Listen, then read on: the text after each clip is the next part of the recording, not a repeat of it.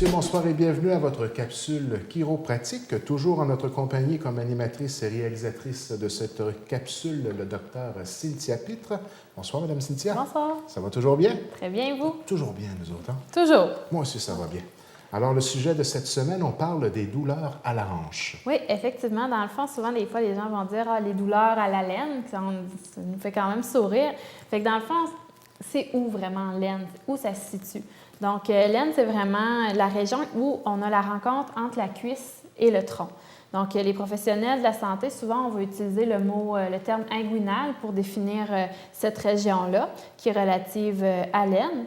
Il y a beaucoup de sportifs, dans le fond, qui vont ressentir des douleurs au niveau de cette région-là, parce que, dans le fond, c'est souvent sollicité par les mouvements répétitifs au niveau des jambes. Donc, aujourd'hui, on va donner un petit peu quelques conseils là, pour éviter justement d'avoir des douleurs ou des blessures au niveau de l'aine. Et maintenant, psoas iliaque. En préparation d'entrevue, je te regardais, est-ce que je l'ai bien prononcé?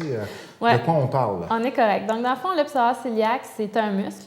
C'est vraiment une situation qui peut amener... c'est la première situation qui peut amener des douleurs au niveau de l'aine. On va l'appeler le psoas iliaque.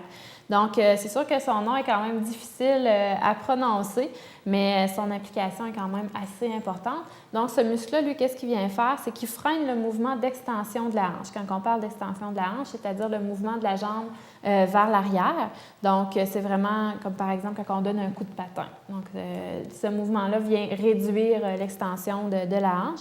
C'est pourquoi, dans le fond, on va souvent avoir des blessures là, chez les joueurs de hockey, par exemple, au niveau de l'aine, qui va être vraiment dû à ce muscle-là. Dans le fond, ça va survenir, par exemple, si le joueur est frappé à la jambe lorsque le mouvement d'extension du coup de patin se termine. Donc là, on va avoir un mouvement d'extension qui va être trop élevé, si on veut, à cause du coup. Donc à ce moment-là, on va se retrouver avec une blessure au niveau de l'aine. Puis c'est ce muscle-là qui va être impliqué. Il faut aussi souligner que, dans le fond, un muscle est toujours plus fragile lorsqu'il se contracte en s'étirant. Donc, quand on étire un muscle, puis qu'on a un traumatisme, à ce moment-là, le muscle va comme se contracter pour se protéger. Donc, ça augmente les risques de blessure. Puis, dans le fond, il y a un autre cas aussi où le psoas iliaque, là, on sait que ça empêche la jambe d'aller loin vers l'arrière. Donc, cette même situation-là peut se retrouver, par exemple, chez les gens qui font du ski de fond ou encore du curling, qui sont d'autres sports où on va retrouver des douleurs un petit peu plus fréquentes là, à ce niveau-là. Ensuite de ça, la douleur la plus fréquente chez les femmes, au niveau de la hanche, on va parler de la fameuse bursite de la hanche. La bursite de la hanche, dans le fond, ça apparaît suite à un coup ou des mouvements répétitifs avec effort, comme par exemple, on va parler une longue marche en terrain inégal, ou par exemple l'utilisation de nouvelles chaussures ou l'introduction d'un nouvel exercice. Donc, c'est des choses qui peuvent amener là, une douleur au niveau de la bourse de la hanche.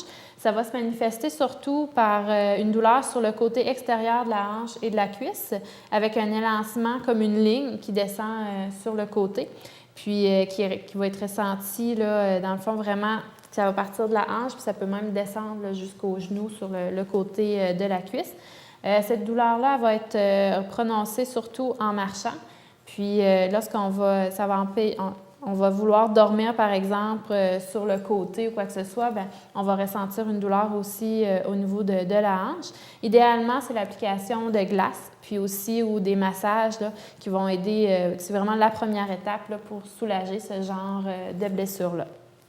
Ensuite de ça, une autre situation qui peut provoquer une douleur, on va parler à ce moment-là au niveau du bas du ventre, et on va parler de la fameuse hernie inguinale. Ça, c'est vraiment une hernie au niveau de l'aine. Qu'est-ce qui se passe à ce moment-là? C'est sûr que c'est plus fréquent chez l'homme.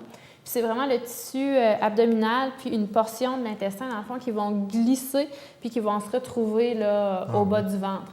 Donc, c'est ces gens-là, quand ils vont avoir un effort à faire, bien, ils vont ressentir une bosse puis il y a une douleur qui va apparaître à ce niveau-là.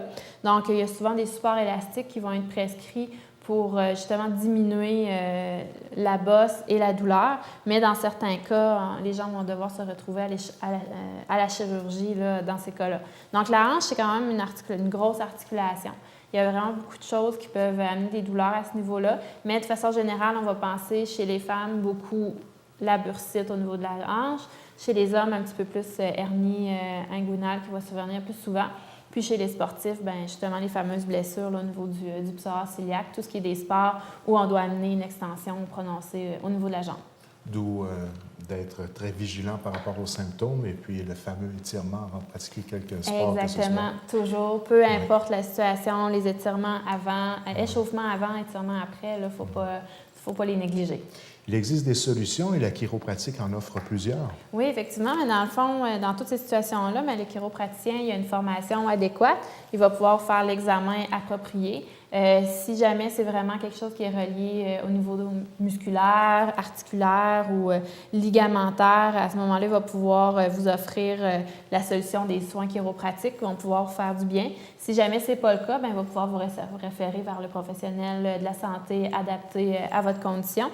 C'est sûr que par sa connaissance aussi de la biomécanique humaine, bien, le chiropraticien il va pouvoir corriger la mobilité de vos articulations.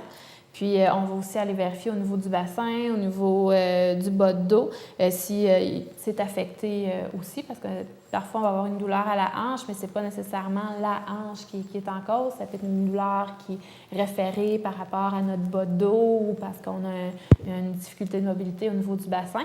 Donc, c'est toutes des choses que le chiropraticien va pouvoir vérifier. Puis, il va pouvoir vous amener vraiment les traitements là, appropriés à votre condition pour que vous puissiez avoir là, vraiment une guérison là, optimale et durable.